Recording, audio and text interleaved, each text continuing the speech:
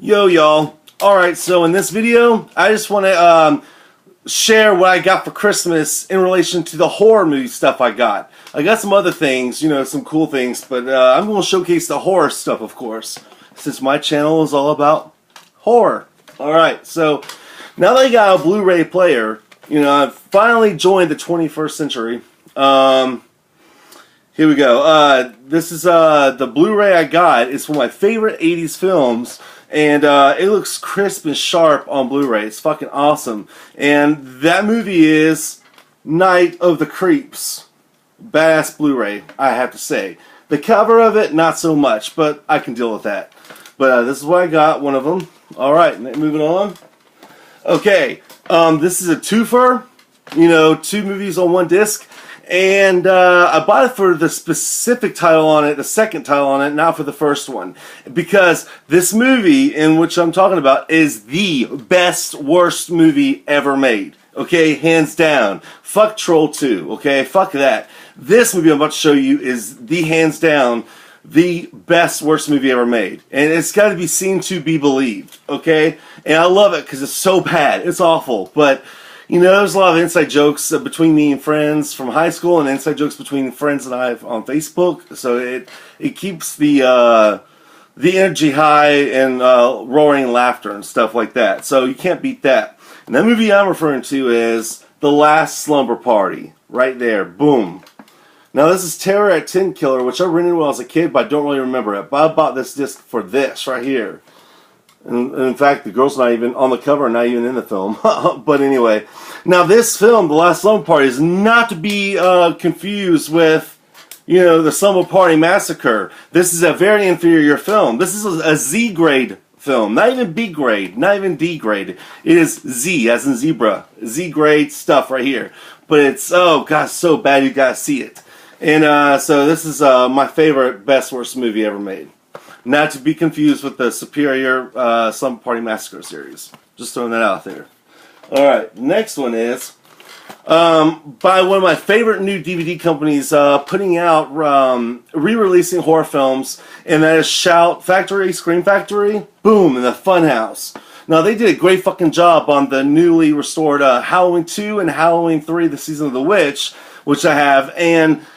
this is no different. This is a badass transfer. It's loaded with special features, commentaries, all that stuff, and even the original artwork on it, which you can flip the cover to look like this too, but I just use a slipcase for the alternate cover.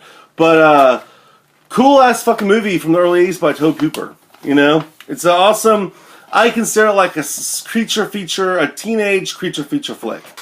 Set at a carnival, fair, whatever. Alright, so moving on. This movie I have not watched yet, but I'm looking forward to watching it either tonight or tomorrow.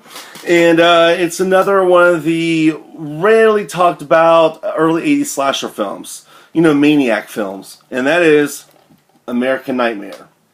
So I'm heavily looking forward to this too. And I didn't know Michael Ironside was in this. So I'm looking forward to it. So hopefully it lives up to what I hope. Okay, the next one is, now this movie, now I know a lot of people don't like it, but it's become a staple of mine for watching during this particular holiday, or right before it, and it's pretty trashy, but oh, I love it, and I love the punk / new wave bandits in it, because it does take place at a telethon, a dance telethon or something. Anyway, the movie in question is New Year's Evil. I've always loved this movie, personally. So now, I got it all cleaned up and crisp and everything, so I'm looking forward to this. Because all I had was the VHS still.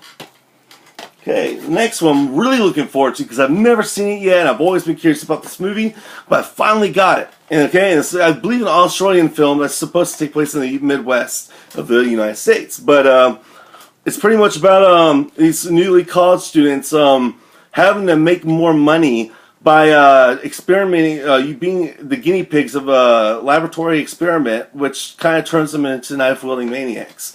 In the movie, this is a teenage horror flick, and the film in question is called Strange Behavior. Kind of reminds me of Disturbing Behavior, or Disturbing Behavior from '98 reminds me of this. But this, from what I understand, is a superior film. So I'm looking forward to watching this, very much so. Always been curious about it.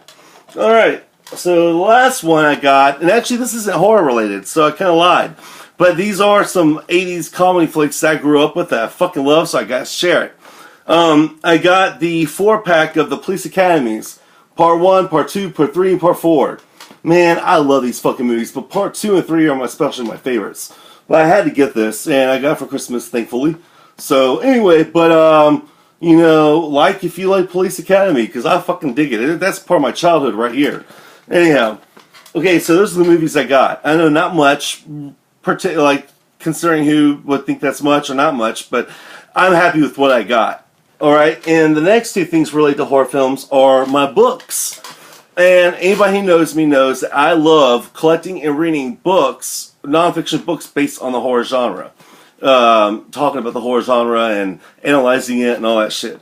But one of them, and these both are slasher books, and here we go, we got Legacy of Blood.